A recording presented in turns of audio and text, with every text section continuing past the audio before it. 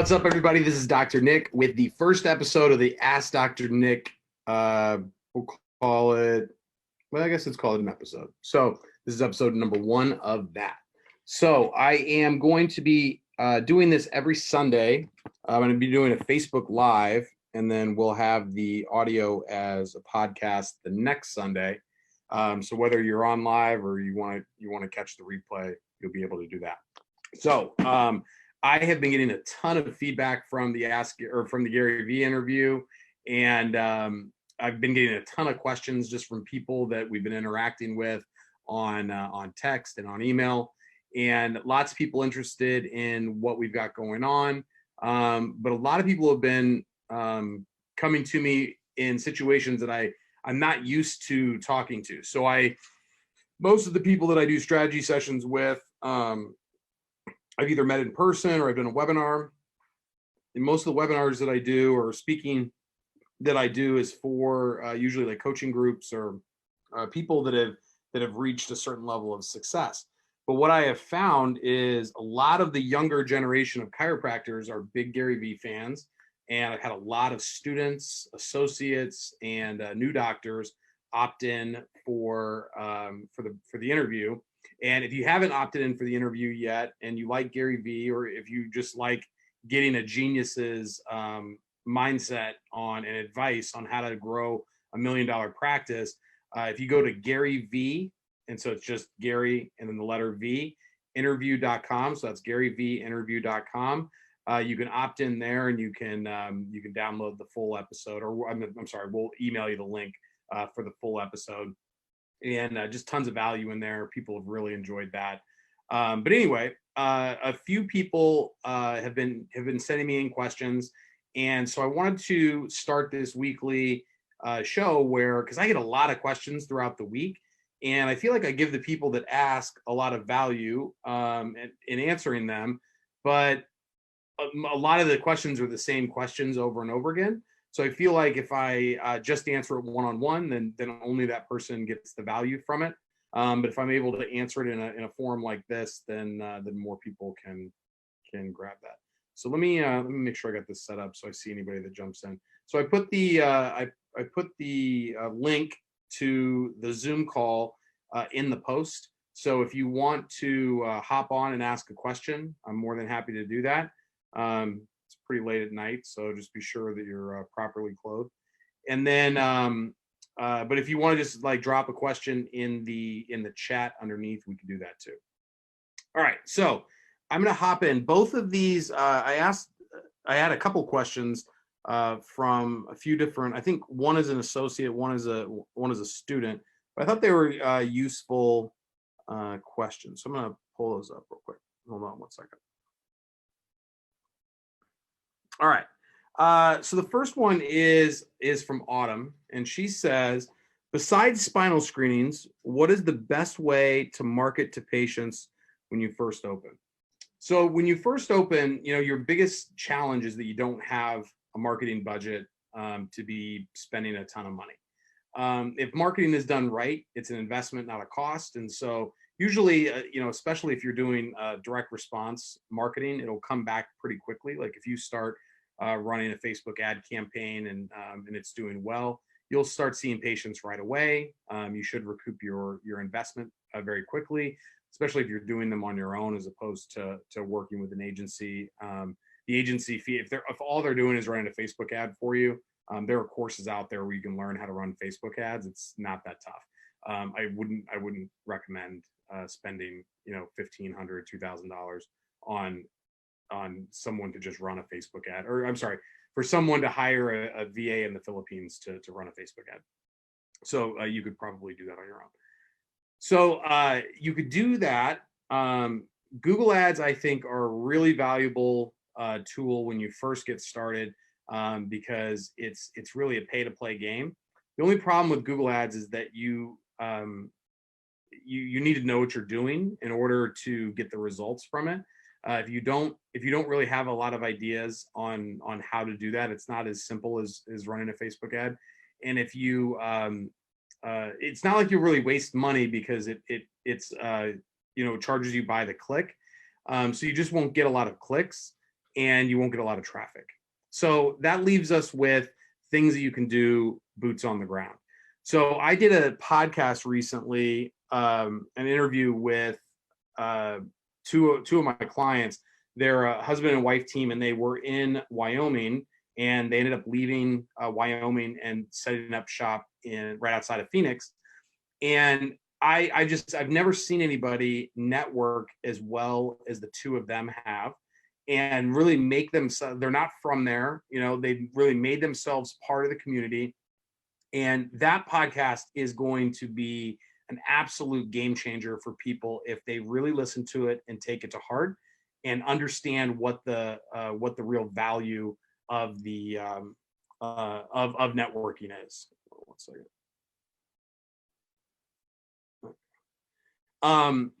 The other thing, so networking is number one. I think that it's, there are lots of things when you first start out that you can't control. The one thing that you can control is your effort and your attitude. And if you go into those networking meetings trying to understand what it is, if you can help those people in any way, trying to understand what they're trying to accomplish, it'll just naturally come to you because you're starting to build that relationship. So I would start there, because that's something, join your chamber of commerce, join a BNI group, get involved in a group where people are trying to pass business. All right. And be invested, like show up when they're having social meetings, show up when they're, when they're volunteering somewhere, show up at ribbon cuttings, like be there, introduce people, come up with a very clear message, like an elevator pitch of like exactly what it is that you do, who you can help with, because a lot of what I have noticed with chiropractors when they do try to do networking is they try to stay real general. And what I have found when I did network, like chamber or whatever, everybody's really nice. You think that they're going to come in as a patient, and then you're always usually disappointed when they don't. You're like, oh, I thought we had a great conversation, blah blah blah.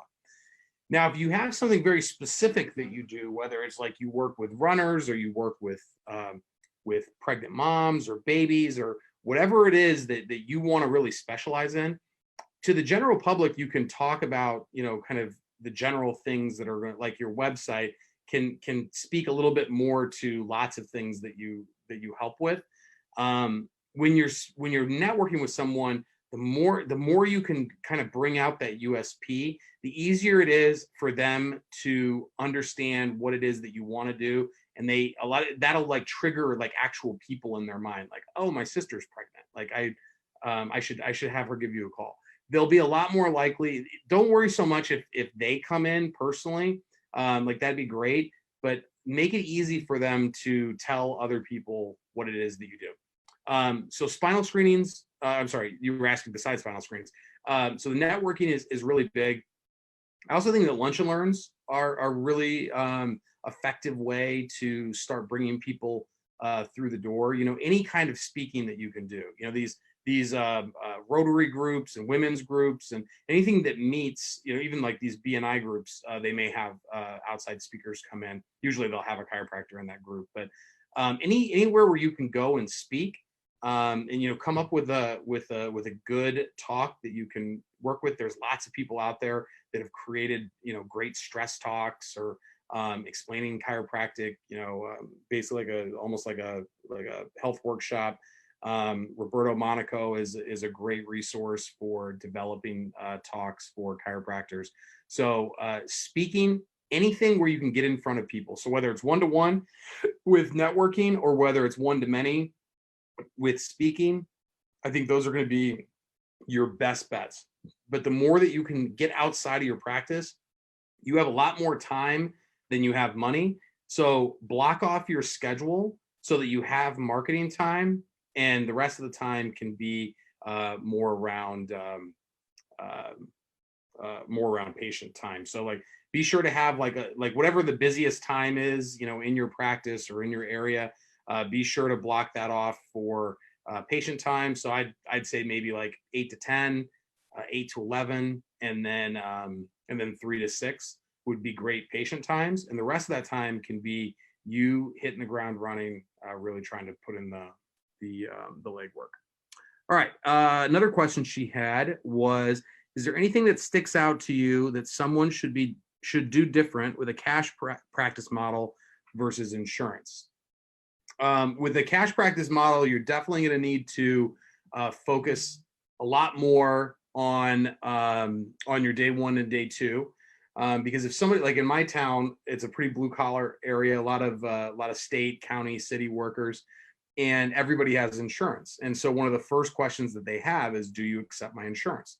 Now there's an office in our town that doesn't accept any insurance. We accept, all major insurances in our office, just because for me, it's like I try to make it as easy as possible, as frictionless as possible.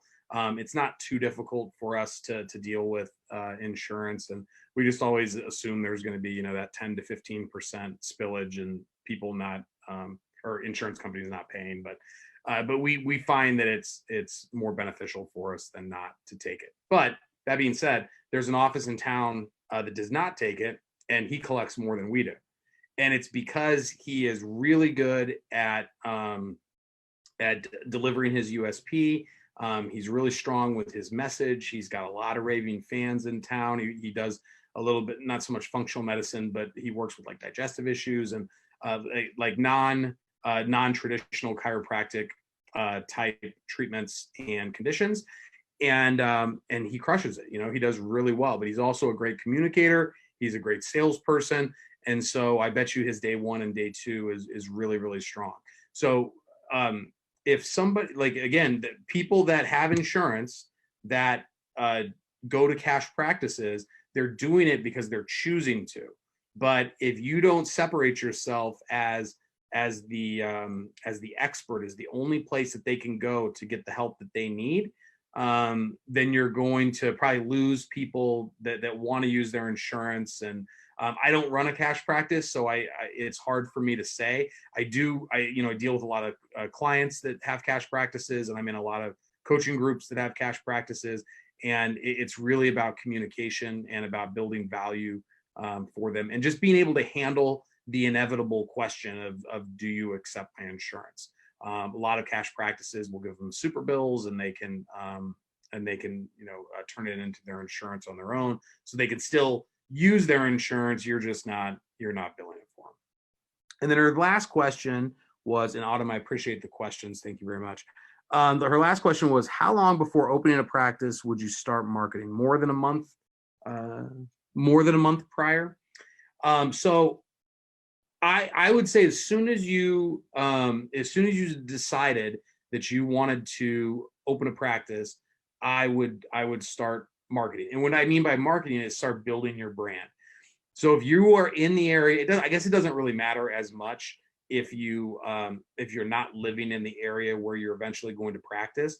But let's say you're waiting at home for your board scores to come in, or or it takes a while for the licensing process in your state. I know when I graduated, Florida was really tough. Like they had their own state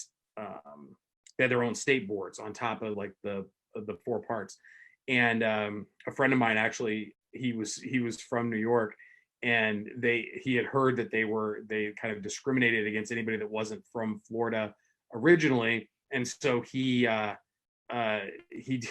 wore a fake wedding ring, because he'd also heard that they liked it if you had a family. And so he wore a fake wedding ring to his, because they had to do I think there was like an oral exam or like an interview or something that he had to go do. So sometimes if you're sitting around, if you're waiting to be able to start a practice, I would start building your brand online. So if you know what your practice is going to be called, you can start your Facebook group, or I'm sorry, your Facebook page, start a YouTube channel, you can start an Instagram page. So you can create all those assets, whether you have the place or not. You can always change the address later. Just put like your home address as the thing. No one's gonna like it anyway. So I would start creating content and start getting into the habit of creating content. And then the answer that I gave you on question one about the networking, you can start that right away. So like my clients that we did this podcast interview with, and I think that's coming out. I don't think it's next week, but I think it's the week after. So it should be I don't know, sometime in the middle to late November. I think they'll be on one of the Tuesday practice owner episodes. So it's Dave and Cheryl Isler. It's Iszler. So they were networking before they started. I think they moved to the Phoenix area in like October, November, maybe. Like they signed up with Leverage when, yeah, I think it was sometime around then, but they didn't open until I think it was April of this year. And so the whole time they were marketing, they had started creating content. We had started running some videos for them, but they were out there hustling. And then their open house or their grand opening was a huge success. Like they had a ton of people there from the online marketing as well as, but I think the vast majority of the people that came to the grand opening were from their efforts because they had really invested into those other people. So they were there to support. So I would start it as soon as possible. So you asked more than a month prior. Absolutely. Like if you're waiting around for 3 months, you've got to do something in those 3 months. So that would be where I would start to do all that in-person stuff. And really you'll have the entire day. So you can have coffees, you could have 2 coffees in the morning, a lunch, after dinner drink or after work drinks, dinner with somebody. I mean, the chamber always has, usually has like some sort of breakfast every month, then has happy hour, I think, once a month, at least in my town, that's what happens. So if you're in a bigger city, you'll have a lot more opportunities. But yeah, you want to do that as soon as you're in the place that you're going to be. But even if you're not in the place, I still would get into the habit of creating content. You can start building out your YouTube channel, and you just get the reps. Like this video is not difficult for me because I've done 1,000 of them. Right, the first one was harder than this one is. So I hope that helps. All right, so this next set of questions are coming from somebody who opted in for the Gary Vee interview, and he is currently, I think, at Palmer, and his name is Jesse, and so he had a couple of questions as well. So his first question is the density of chiropractors in an area a deterrent, whether it's too many or not enough? So I don't think that there's ever I don't think there's ever a situation where there's not enough. Like if you can find some magical town that has one chiropractor for every 20,000 people, that's a home run. So you're gonna do really well if you have less chiropractors for more people. If there's 10% of the population that gets chiropractic care, then do the math. So I think when I graduated, it was the kind of like ideal number that everybody was talking about was if you could get 2,500 or above per chiropractor, then it was basically fertile ground. It was a good place to open a practice. What I have found though is that it doesn't matter where someone is. If they're good, they're good. If they're like you can get by with being a bad chiropractor, not a bad chiropractor. You can get by being like a mediocre, like business person chiropractor, like just a successful office. You can get by in a non-saturated area, in a saturated spot. Like, so I've had 2 offices. One office was in a town or is in a town of 100,000 people with 80 plus chiropractors. My other office, which was my first office, there was one part-time, like 10 hours a week, like activator office, like kind of like semi-retired, and she was outside of like the city limits of the town. It was a town of 4,500, and it was pretty much just me. So this, I wouldn't say that office was successful. Now that I know like how successful, like how I define success at this point, but I made a good living. Like it was not difficult because if somebody needed a chiropractor, they were calling me. There were no real other options. So not having a competitive market is beneficial, That being said, I wouldn't let a competitive market scare you away. Like if you believe in what you're doing, if you're confident in your abilities, I wouldn't think that having too many chiropractors in an area is a problem. Because, and here's the reason why, is because of that 10% number, you can always go out and create patients out of thin air. Like if you get in front of somebody, like I've done hundreds of times at screenings where, they just sat down because they got a free massage or something, or like they were just bored. And they sat down, we talked about their problem. I explained to them, show them on the spine, like how, subluxation works, and, how the adjustment helps with that, and how our office specifically helps with that. And that person, they can't unhear that. They can't unlearn that. So when they would hear why they were having headaches, like they'd been having headaches for 20 years and no one had ever told them that it was potentially because of their spine not moving correctly or not being in the right position. And when I explained that to them, it was a light bulb moment. They understood. And so that's a new chiropractic patient in the chiropractic column. They were not there before. They were not looking for chiropractors. They didn't have a chiropractor. I would say the majority of people that I've screened in my career have never been to a chiropractor. So there's all kinds of people now, whether that's spinal screenings, whether that's speaking, whether that's content. If you do things the right way, you'll start to bring people into your tribe. And I think that usually when there's a lot of chiropractors, in a town, it usually means that the town is a little bit more educated on what chiropractic can do. And if it's really dense, it's usually a place that's kind of nice and is probably growing.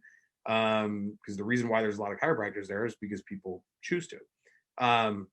And last thing I'll say on that is, I ended up just going back home to where I bought my first practice and started my second one. But the people that I always kind of envied were the ones that, did research. They like thought about like, where do I want to live? So unless you're going back, if you're just going back home, just go back home. Like who cares how many chiropractors are there? But if you're choosing somewhere, I would say I'd maybe make, your final 5 cities that like dream cities that you would want to work in, and then or towns, I guess.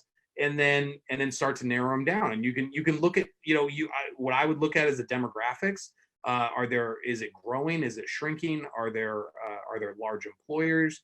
What's the density of chiropractic? So I would use it as a factor, but I just wouldn't let it be anything that scared me off. Like I always believe in myself, and I'm always willing to bet on me. So if I really want to go, work in downtown San Diego, I'm going to go work in downtown San Diego and we'll just figure it out, So my final question is it should be a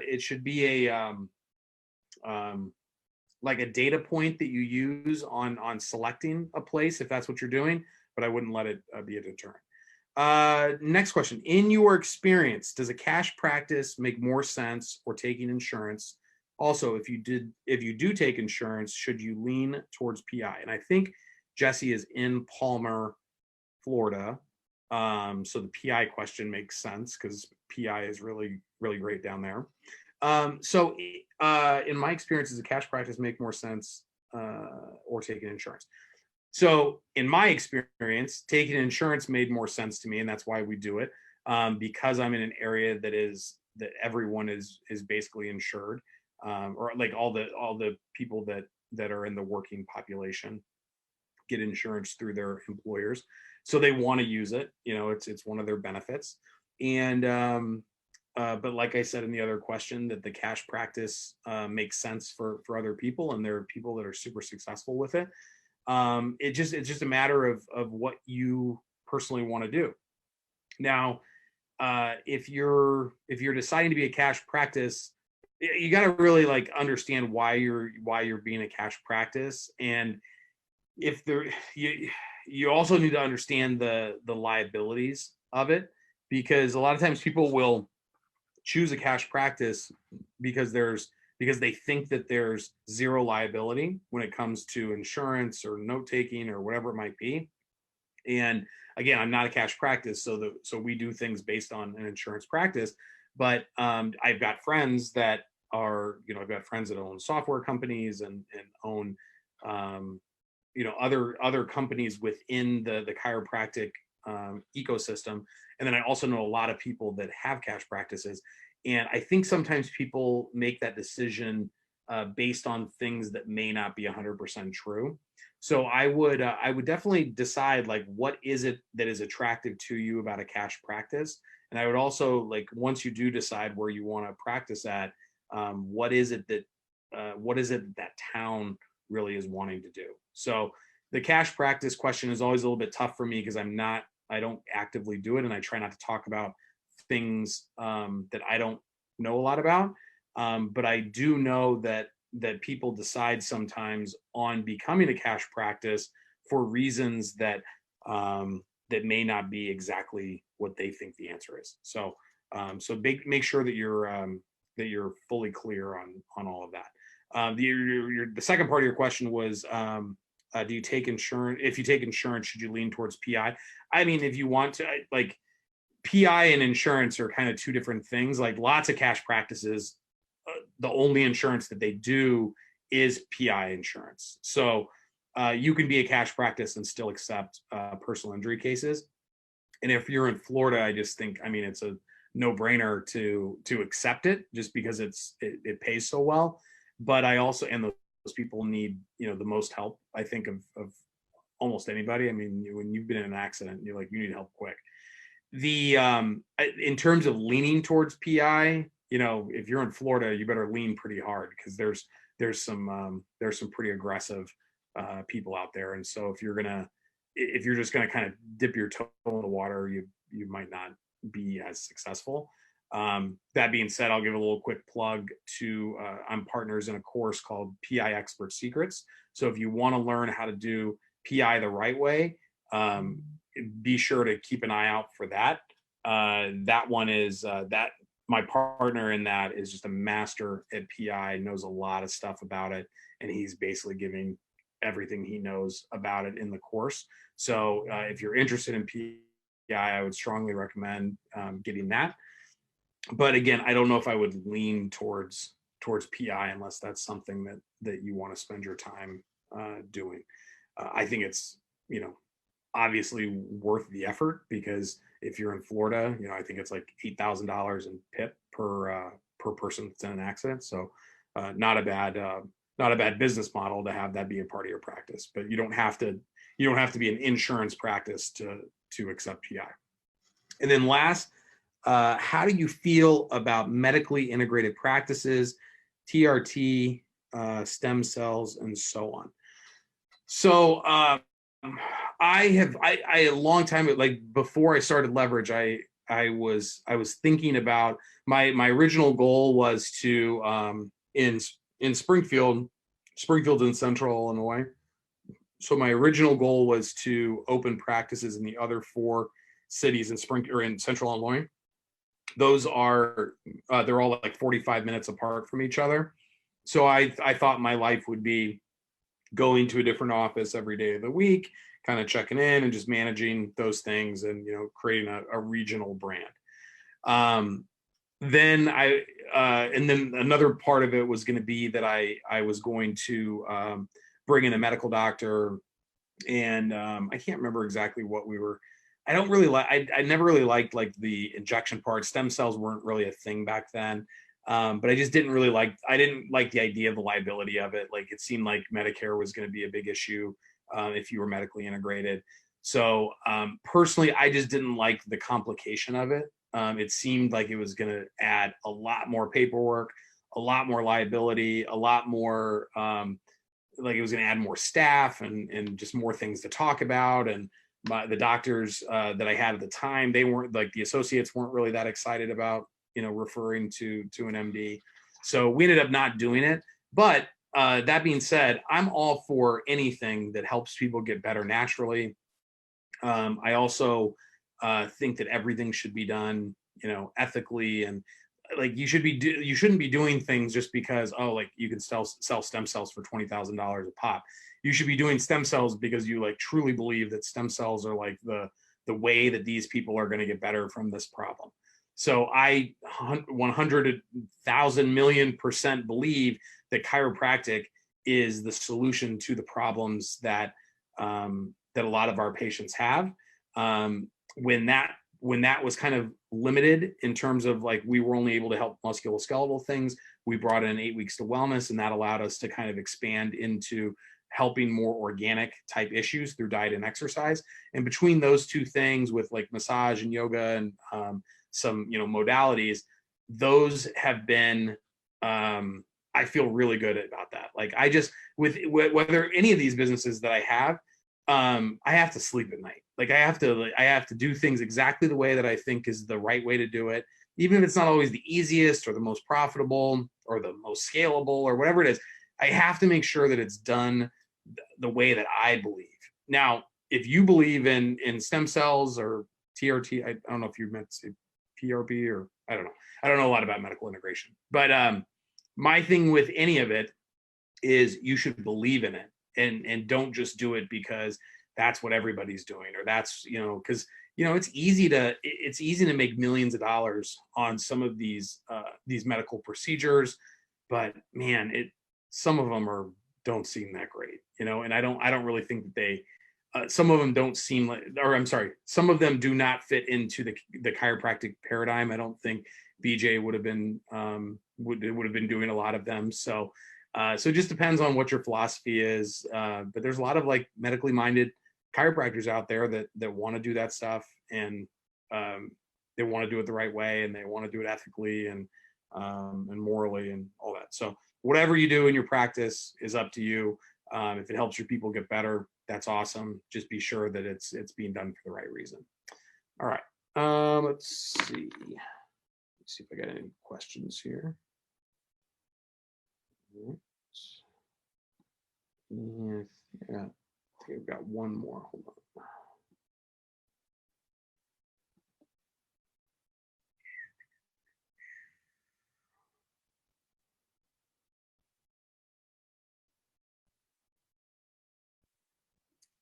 All right.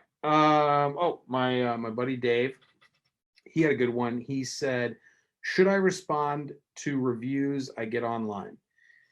So reviews are hot topic right now. There's a lot of companies that are helping to automate that process, and it's becoming more of a focus. And you should absolutely respond to all of your reviews, negative and positive. The thing you've got to be really careful about is that you pretty much can't talk about their conditions at all. You can't. You just got to be careful on the HIPAA side of things, and the reviews are something like Google uses your responses to the reviews as like a factor of relevance. So they, if you're responding, they see it as more relevant than if you just ignore the reviews that you've gotten. If you do get a negative review, first things first is see if you can try to work it out. If you can solve the problem. A lot of times they'll change the review, or they'll delete it. With Google, I don't even think they can delete it. I think they just have to change it. But a lot of times, like, it's a miscommunication. Like, it's something that happened, at the front desk, and all they need is somebody to make it all right and say the right things. So step one is just make sure that, it's not some easily solvable problem. I would not get very defensive on these reviews. Just, make sure that people know that. Yeah, but again, do not share any like specifics of the situation. You can just responding to a review can just be like, thanks for the review, right? It like, technically Google needs to see that you've responded to the review. So whether it's positive or negative, you just want to be careful about how you respond to those things. So, all right, guys. Well, I hope that you have found this valuable. We are going to be doing this every Sunday. So if you have any questions, just do hashtag hashtag Ask Dr. Nick, and post it on my Dr. Nick Silveri Facebook page or on my Instagram page, or just DM me or email me, however you want to get a hold of me. Just send me any questions that you might have. And I'm also going to be just, I do a lot of phone calls. I do a lot of coaching and strategy sessions, and I get a lot of, I would say that I get the same 100 questions, just like chiropractic. You get the same 100 questions over and over and over again. So I want to make sure that I'm answering them for people that maybe don't have the opportunity to get on the phone with me, or don't get to be in a coaching session, or don't get to hear me speak. I would like to be able to use this platform as a way to answer that for anybody that might need help, especially those that may not be in a position yet to be able to work with my company. Because we've got a price point that if you're just starting out, you might not be able to afford. But I still want to make sure that we're giving back and giving that valuable information that I wish I would have had when I first started. I got a comment on one of the Gary Vee posts. I think one of the ads that we're running. I think he's a chiropractor or a student, but he said that he had recently gone to a Gonstead seminar this weekend, and he said there were a bunch of students and they wanted to start their own thing, but they seemed, or I guess I think the thing he was saying was that they were frustrated because there wasn't enough information out there, and that the gurus were like false prophets or something. I don't know, but I responded back. I kind of I took the time to write out a long response, because I was like, man, you guys don't know how good you've got it, that there's people like me out here that are creating content. There's some of the smartest people that I know in chiropractic give away half the stuff that you pay for in their paid groups. So when I first started, there was no content. There was, you went to seminars or you were in a coaching program, and that was it. And when you first started out, if you didn't have the money to do it, you were just kind of on your own. Like, you talked to your other dumb friends that didn't know anything either, and you just kind of it was like the blind leading the blind. Now you can get on YouTube, be on Facebook, follow all the right people. This, like, the guy was saying that he'd gone to a Gonstead seminar, and one of my coaches, Stephen Franson, has an academy, the Remarkable Practice Academy, that is basically 100 plus modules of exactly what to do. Every possible situation you could think of in your practice, he has training on. And he was a Gonstead guy that saw over 1,000 people a week for 15 years, and he creates a ton of free content. So I think that students are so lucky now. There are these these groups on campus now with I've heard of like Maximize Living groups. I've heard of amped groups, TRP groups, like all kinds of like on-campus groups where you guys are getting training that we never got that in school. And it's not like I graduated 30 years ago. I graduated in 2006, but man, you guys have so much opportunity. So just keep your ears open, and engage with the people that you look up to and that you resonate with online. And I promise you, everybody's looking for to have more impact and to be on purpose. And to have more impact, you have to help people. You can't pull the ladder up behind you. So you guys are so lucky to be able to engage with people like this online, and so many people are really buying into the content model, and giving away a lot of information for free. So be sure to take advantage of that. Don't look at it as like a scarcity mindset that there's not enough people teaching. I'm just like, man, I don't think there's ever been more. So I hope I can do my little piece. I tend to try to focus on the things that I'm good at and that I have experience in. And I hope that I'll be able to add some value to you guys through this podcast, through the videos, however I can. So if you have any questions for me, hashtag Ask Dr. Nick on Facebook or Instagram, and I will talk to you guys next week.